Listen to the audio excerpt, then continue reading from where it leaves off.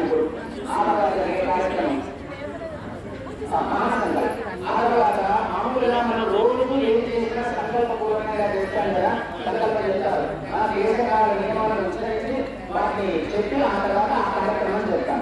దాంట్లో మహాసంకల్పం అంటారు. మహాసంకల్పం ఏంటి?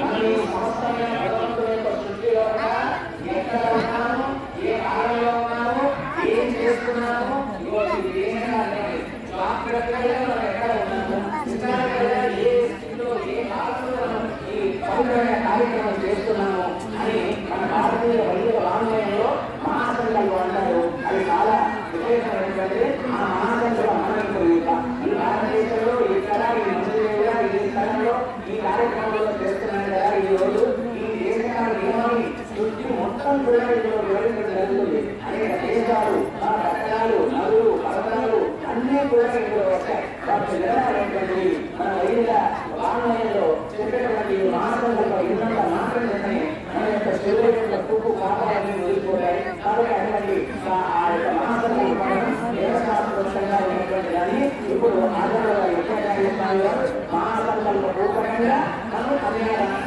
చేస్తారు. ఇదంతా కూడా మహాసంకల్ప స్మరణ చేయండి. ఆ మహాసంకల్ప పూర్వకంగా అమ్మవారిని స్వామివారికి కళ్యాణదానం చేస్తారు.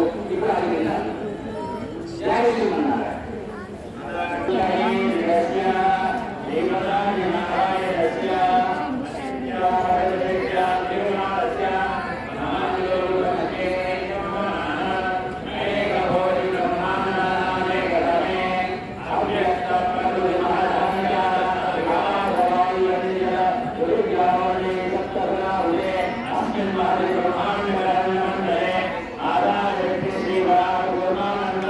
I